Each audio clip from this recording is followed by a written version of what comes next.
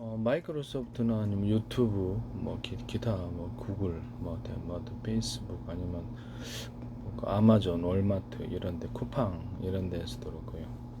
알리바바 이런 데도 큰데 유통업체에 대해서 자기네들 회원들 기반으로 해서 입금을 하잖아요. 그럼 캐시로 이제 전환시켜서 안에서 쇼핑몰 이런 여러 가지 결제를 할 수 있단 말이에요. 그런데 지금 IMF 사태가 좀 터졌잖아요. 그럼 그걸 기반으로 해갖고 자기네들이 계좌식으로 해가지고 다른데 타행으로 송금을 해주거나 다른데 대신 결제를 해주거나 카드를 발급해가지고 그걸 기반으로 해서 그 계좌 기반으로 해가지고 카드까지도 할 수 있어요, 사실상. 그다음에 아니면 스마트폰 이렇게 가벼운 대출들, 스마트폰을 이렇게 담보로 해서 대출 서비스도 하고, 물론 회사는 각각 차려야 되죠. 이게 정부에서 규제를 하면 다른 기업에서 그거를 대행해 주면 됩니다. 그러면 문제가 없을 것으로, 차감을 거기서 이제 그걸 기반으로 해서 계좌에서 차감을 하고, 그렇게 하면은 여기서 돈을 빼내는 것도 아니기 때문에 사실상 규제 방법이 좀 없을 걸로 저는 생각합니다. 지금 UMF 팀원에서 지금 거기 있는 돈을 자기네들이 멋대로 그 회사 돈을 빼가지고 고객들이 입금한 이런 돈들을 다른 데다 전용했다는 게 문제가 되는 거잖아요. 그럼 거기서 돈을 안 빼고 다른 회사에서 자금을 다른 회사에 자기네들 이렇게 계열사가 있잖아요. 계열사라든지 연관된 회사에서 여기서 이렇게 고객이 다른 데로 타행으로 이체를 하거나 다른 데 계좌를 어떤 이렇게 다른 마트에서 물건을 샀는데 그거를 갖다가 전화 송금, 그러니까 전화로 일일이 원래는 송금을 해줘야 되는데 그 회사의 마이크로소프트다, 구글, 유튜브다 그러면 이제 아마존, 월마트다 그러면 그 회사의 앱이 스마트폰에 깔려 있고, 거기서 결제 요청을 하면 나한테 전화가 와요. 전화나 문자가 옵니다. 그럼 내가 예스노를 해주게 되면은 거기서 그 계좌에서 차감되는 방식입니다. 그래서 전혀 불법은 아니다. 그 자체에서 자금을 빼내지 못하게 정부에서 규제를 한다면 다른 데서 대체를 해주고 그 안에서 차감을 해주는 식으로 그렇게 하면 전혀 불법은 아니라는 것을 말씀을 드립니다. 그렇게 되면 사실상 은행이 되는 거거든요. 결제 대행 서비스만 해도 수수료가 얼마입니까? 수수료가 엄청나다는 거. 그리고 그 자금 자체가 그런 데를 한 군데 회사, 그러니까 마이크로소프트가 유튜브다, 아마존, 월마트다, 알리바바다, 한두 군데가 아니라 여러 군데 만들어 놓으면 자금이 꽤 많이 들어옵니다.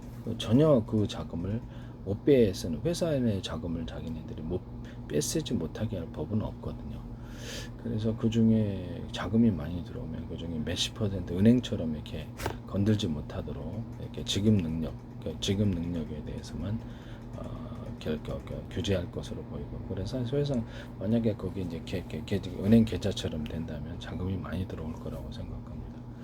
그래서 별다른 문제는 없을 것으로 생각합니다. 네.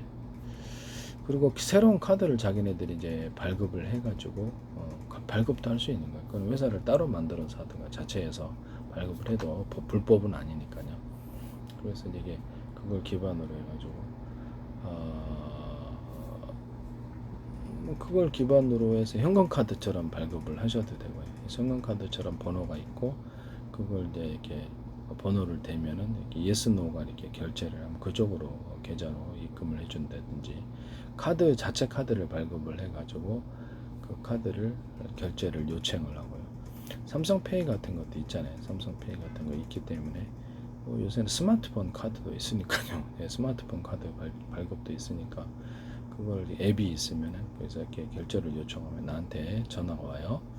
그래서 제 방식이죠. 그래서 제가 카드 번호를 알려주고 문자로, 그러면 거기서 예스 노가 나한테 카드 회사에서 오면 내가 결제를 거기서 예스 노를 문자로 해주는 방식입니다. 이것은 제 방식인데, 그래서 그 은행 계좌를 기반으로 해서 이렇게 나한테 결제를 내가 직접 거기 가지 않아도 전화로 결제를 할 수 있다라는 거. 그쪽 전화번호에다가 내 얼마를 결제를 했는데, 얼마를 이렇게 결제를 해야 되는데 내 은행 계좌를 기초로 해가지고 나한테 문자가 그쪽 앱을 서로 탑재하고 있어야 돼요. 문자 결제 요청이 이제 오면은 그 문자를 yes, no를 해주고 거기서 이제 은행 계좌에서 차감이 되는 방식이 되거든요. 이것은 다른 데는 안 하는 거예요. 제가 이렇게 독창적으로 얘기한 부분이고요. 카드도 기존에 직접 가서 긁거나 아니면 카드번호를 기재해야 되는데 상당히 멋대로 그래서 멋대로 쓸 수 있는 가능성이 있잖아요. 그래서 그런 부분을 좀 보강한 부분이라고 생각합니다. 문자로 yes, no를 나한테 카드번호 알려주더라도 마음대로 거기서 결제를 추가로 더 해가지고 할 수 없다라는 거죠. 그런 사고가 또 있어요. 그런 사고 비일비재합니다. 더 결제를 한다든지. 그럼 yes, no가 나한테 문자로 와가지고 이 금액이 맞으면 내가 yes 치면 카드 회사에서 결제가 되는 이런 서비스였거든요. 이것만 해도 대행 수수료만 해도 엄청날 것으로 생각합니다. 원래 타행으로 대행을 할 때 500원 입금이거든요. 수수료. 근데 그게 어딥니까? 그게 크죠. 건수가 많으면 그게 크단 말이에요. 또 그것만 하겠습니까? 자기는.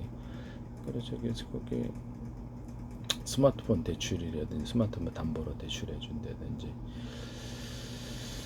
이런 부분이 있을 수가 있습니다. 네.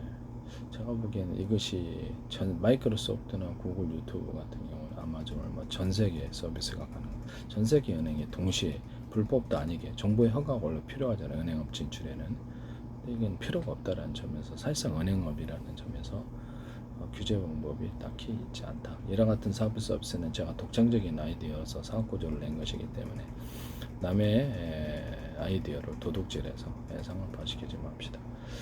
결제 대행까지 해준다면 완전히 은행보다 더 낫습니다. 그죠? 은행에서 이렇게 부동산 대출이라든지 이렇게 어떤 사업자 대출만 안 해줄 뿐이지 나머지는 다 똑같거든요. 네. 이와 같이 만드시면 제 기술이 되겠습니다. 여기서 뭐 더 발전할 수도 있겠죠. 그걸 기반으로 뭐 서비스가 얼마나 많겠습니까? 네.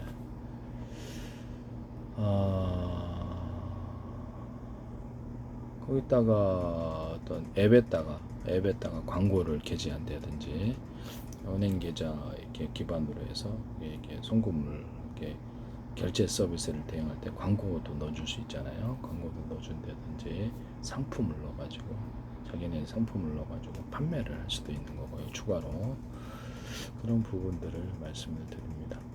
거기다 뭐 퀵 서비스 이렇게 퀵 서비스까지 같이 대행해 준다. 퀵 서비스 물건 배달과 관련해서 퀵 서비스까지 이삿짐 대행이라든지 그 안에 또 그런 사업 서비스를 넣어준다는 거죠. 인테리어도 넣어주고 각종 광고가 가능하고 그런 사업도 전개할 수 있다는 점에서 제가 괜찮은 것 같아요.